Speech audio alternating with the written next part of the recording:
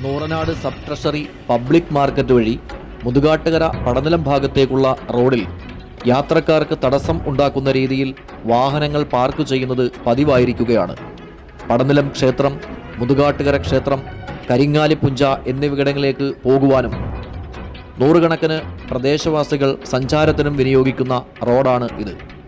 വിദ്യാർത്ഥികളുമായി 9 സ്കൂൾ ബസ്സുകൾ ദിവസേന ഈ റോഡിലൂടെ പോകുന്നു. സമീപത്തുള്ള സിനിമാ തിയേറ്ററിൽ നിന്നും ഷോ കഴിഞ്ഞുള്ള വാഹനങ്ങളും ഇതുവഴിയാണ് കടന്നു പോകുന്നത്.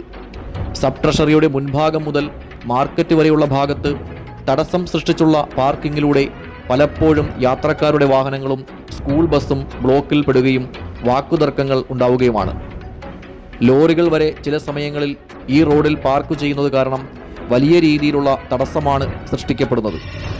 വളരെ അത്യാവശ്യ സന്ദർഭങ്ങളിൽ രോഗികളുമായി പോകുന്ന വാഹനങ്ങൾ പോലും ബ്ലോക്കിൽപ്പെട്ട് വലഞ്ഞുപോയ സാഹചര്യവും ഉണ്ടായിട്ടുണ്ട്.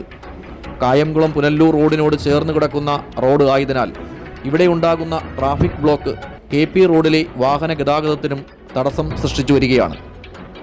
ട്രഷറിയിലും സമീപ സ്ഥാപനങ്ങളിലും വരുന്ന വാഹനങ്ങൾക്ക് പാർക്ക് ചെയ്യുന്നതിന് മാർക്കറ്റിനുള്ളിൽ സൗകര്യമുണ്ടെങ്കിലും ഇത് വിനിയോഗിക്കാതെയാണ് പലരും മാർഗതടസ്സം സൃഷ്ടിച്ച് വാഹനങ്ങൾ പാർക്ക് ചെയ്തുകൊണ്ടിരിക്കുന്നത്.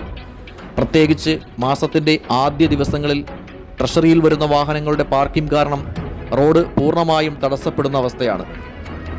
ഈ റോഡിൻ്റെ വശങ്ങളിൽ പോലീസിൻ്റെ നോ പാർക്കിംഗ് ബോർഡുകൾ സ്ഥാപിച്ച് സഞ്ചാര സ്വാതന്ത്ര്യം തടസ്സപ്പെടുത്തുന്ന പാർക്കിംഗ് ഒഴിവാക്കണമെന്നാവശ്യപ്പെട്ടുകൊണ്ട് സ്മൈൽ ഫൗണ്ടേഷൻ നൂറനാട് പോലീസ് സ്റ്റേഷനിൽ 1.5 വർഷം മുമ്പ് രേഖാമൂലം പരാതി നൽകിയെങ്കിലും ഇന്നേ വരെ ഒരു നടപടിയും സ്വീകരിച്ചിട്ടില്ല. ഈ വിഷയത്തിൽ ഉചിതമായ നടപടി സ്വീകരിച്ച് ഈ റോഡ് സുഗമമായ രീതിയിൽ സഞ്ചാരയോഗ്യമാക്കണമെന്ന ആവശ്യം ശക്തമായിരിക്കുകയാണ്.